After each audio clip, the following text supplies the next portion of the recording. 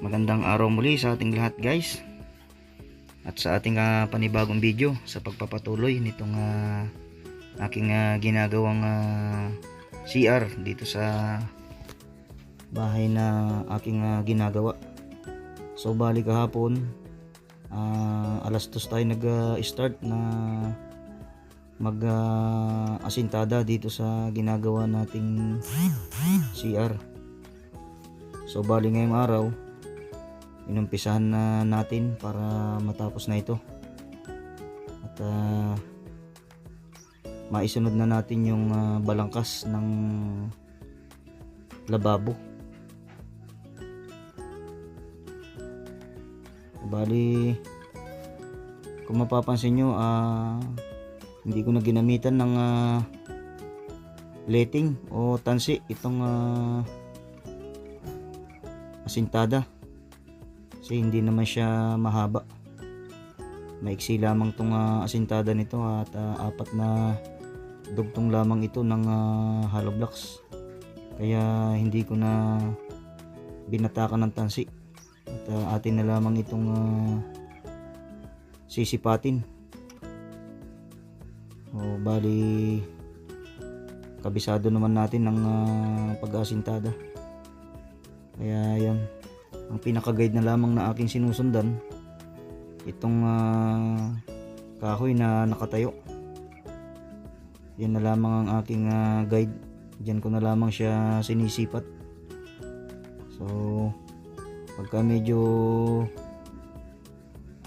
alanganin ako, sinusukat ko na lamang ng level bar kung ito ay matuwid maging sa ibabaw. Sa ganyang paraan na napapabilis ang aking pagtatrabaho. So balit sinisikap naman natin na kahit na walang gamit tayo na tansi ay makuha pa rin natin yung pulidong gawa. Basta't nasa diskarte lamang ng gumagawa. So bali may palitada pa naman. Sa palitada na lamang tayo babawi ng pinakatamang diretso nya. Yan. So bali mapakataas nitong CR nila. So bali ang gusto kasi ng may-ari ipantay na rin doon sa biga. Kaya bali 12 patong ng hollow blocks itong ating inasinta. And then gagawa pa tayo ng header dyan sa may pintuan na bali 3 patong doon sa header. So ayan, kung mapapansin nyo guys, malapit ko nang maipantay doon sa biga yung hollow blocks. So bali isang asintada na lang.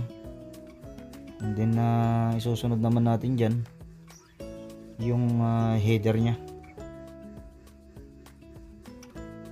Dyan pa lamang sa CR na yan ay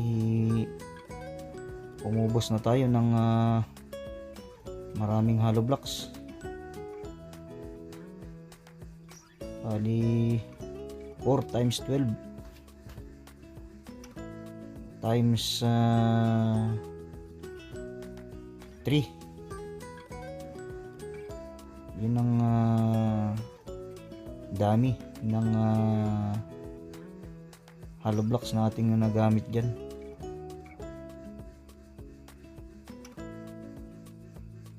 Times 3 times 12 tapos 4 times 12.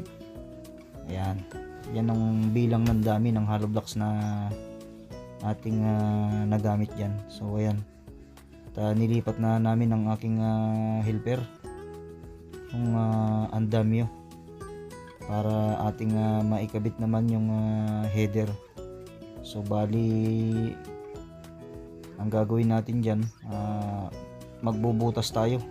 Hahanapin natin yung horizontal na bakal doon sa side, doon sa aking sinisilsil. Bali ibubutas natin dyan, hahanapin natin yung bakal and then magkakabit tayo ng dowels dyan. Dyan natin ikakapit yung bakal na manggagaling naman dito sa ating inasintada. Yan, gagamit tayo ng 10mm, and then magsasahig tayo ng 2x2, dalawang 2x2. Bali dalawang 2x2 na lamang ang ating gagamitin, pagdidikitin na lang naman natin.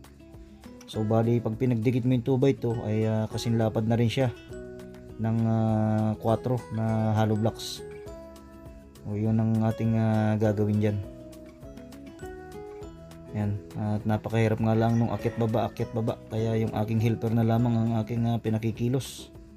At sa pagbabaluktot ng bakal para siya matuto din sa mga maliliit na bagay. So ayan, kung mapapansin nyo, yun, binigay ko sa kanya yung 2x2 at sabi ko ipako niya, pagdikitin niya. At atin namang isasahig doon sa binutas natin, doon sa kabilang dingding. O ayan.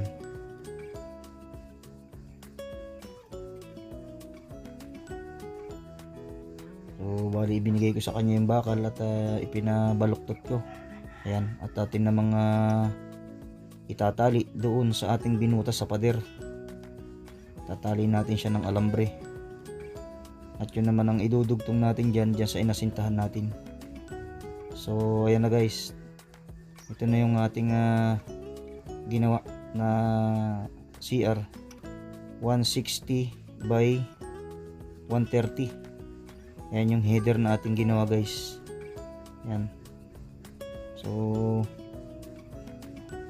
hindi na natin ginamitan ng tansi yan. So ayan guys, hindi ko na nga pala na videohan itong ginawa kong ayan, yung abang ng lababo. Ayan. So bali kinapos na kasi tayo ng oras. So ayun yung kabila, bali dudugtungan natin yan, hindi na papalitadahan muna natin yan guys bago natin islaban. Kasi kung yan ay ilalagyan agad natin ng islab at wala pang palitada yung ilalim ng lababo, mahihirapan tayo magpalitada dyan guys. Kaya unahin na natin yung palitada bago tayo maglatag ng islab. Yan, ganyan ang aking pamamaraan sa paggawa nitong lababo. So ayan guys, kung mapapansin nyo, bukas matigas na yan, papalitadahan na natin yan guys. Yun yung loob, and then nating iislaban. Yan, and then pagka nayari naman natin yan, ang isusunod naman natin na trabaho guys, tayo naman ay magpo-flooring. Ayan, and then pag natapos ang flooring, tayo ay magpapalitada na.